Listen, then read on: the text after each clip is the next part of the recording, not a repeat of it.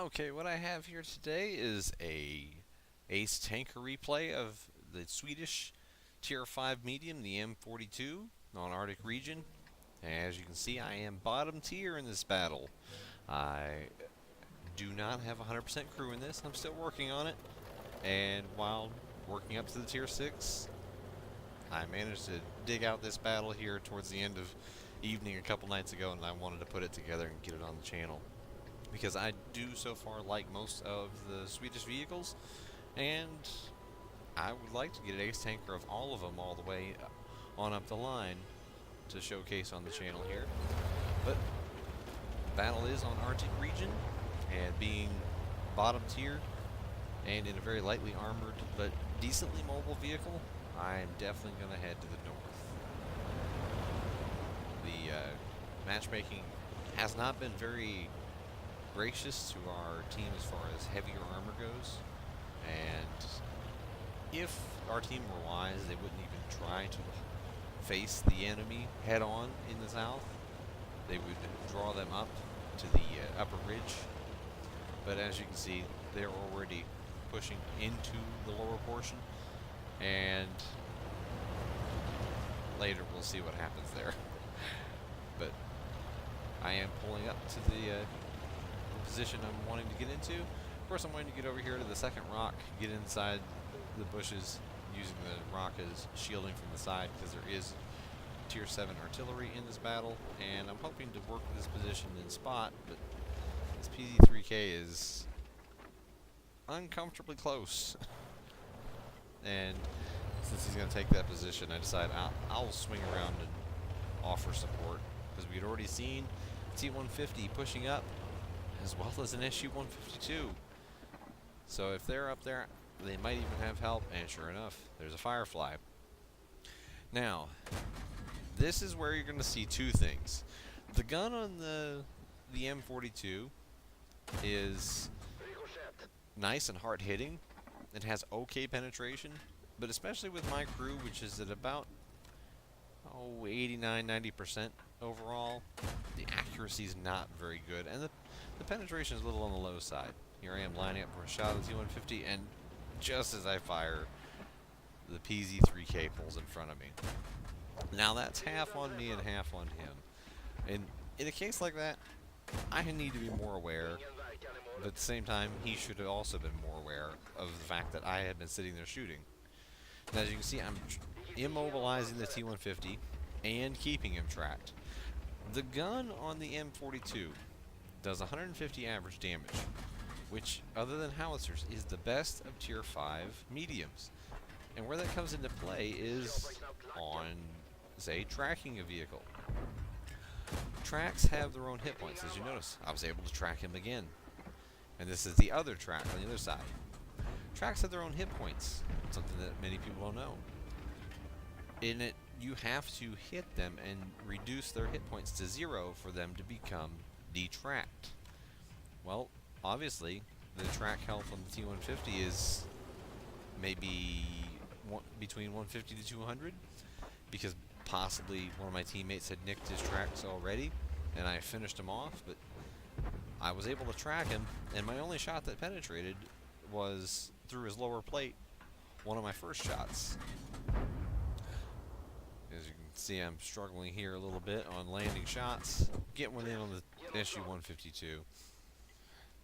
And as you can see, like I kind of foretold of earlier, everybody who went south to the curve, infamous curve there in the Arctic region, all of our team that went there, they're all dead. That was a lost cause from the beginning. We didn't have the armor to hold it, but they still went and pushed anyways.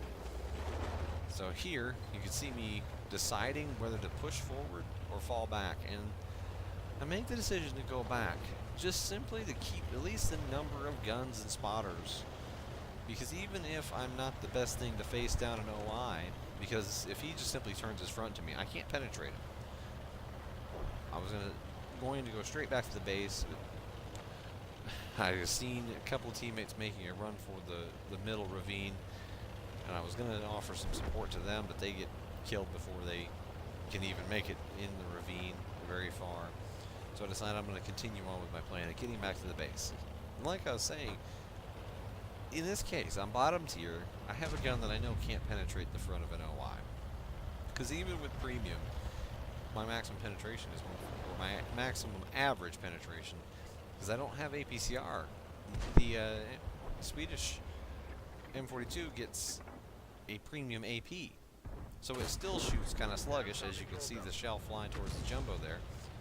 It's still a sluggish shell, and the penetration is not that high. It only has 144 average pen. Well, a jumbo has well over more than 144 effective penetration in that kind of hold down position, where I only had the very tip top of his hull to shoot at a severe angle, and of course the turret. Now Hellcat, easy target. D-track him. As you can see, I always try to go for tracks when I can. I'm going for the track again, but shot a little high. If you can D-track an enemy, see, he uses repair kit, and that could come into play. If he uses repair kit once, and you catch him out in the open again, now he's stuck. But I'm trying to get a side shot. As you can see, I didn't let it completely aim. The shell flew low. I'm gonna struggle against an OI unless I can get to his side point blank range. But now I'm seeing enemies pop up that I can easily penetrate. Finish off the T-67 in the north. And before I can even aim in, our artillery lands a nice shot to finish off the m42.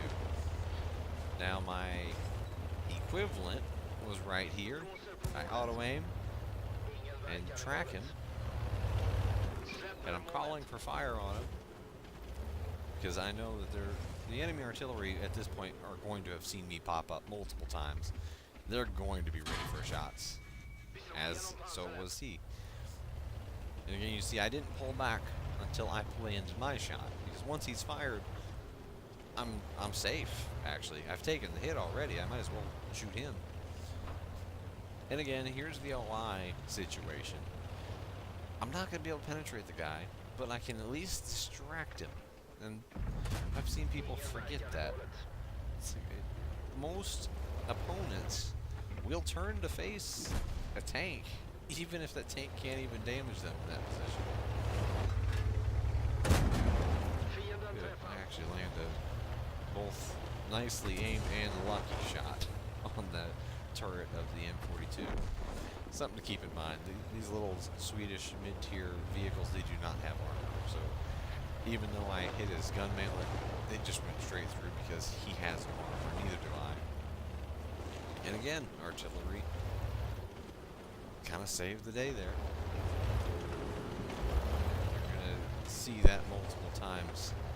These artillery players on my team, big shout out to both of them. They were active and mobile, standing their ground.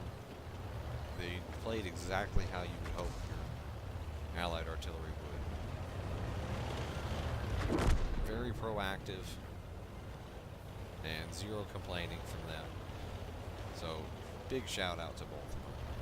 Hopefully maybe they might stumble into this, because without those two, even though in the end I put in a pretty good game, without those two, this would have no chance of being as close of a game as it is.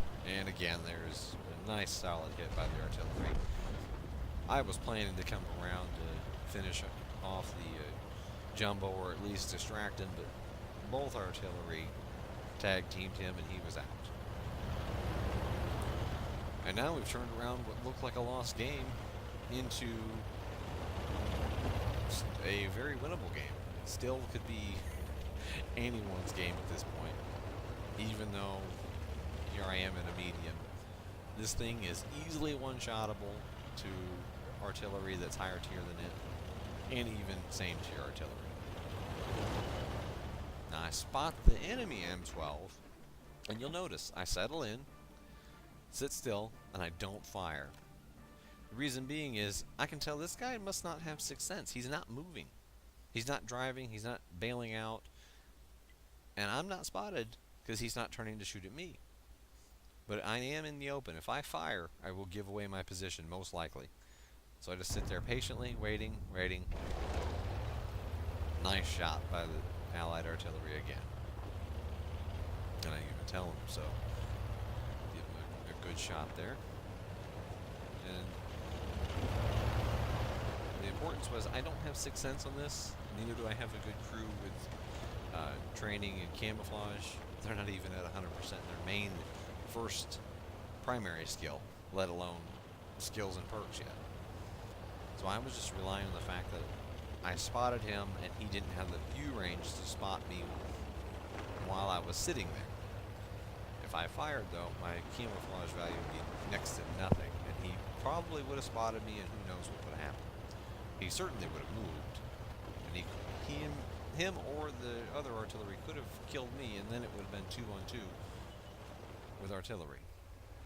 Thankfully though, didn't, and I get to close in on this enemy artillery, land a shot into the side. This thing turns terribly slow, and just to add insult to injury, I track him, and that way I can just sit here leisurely to finish him off.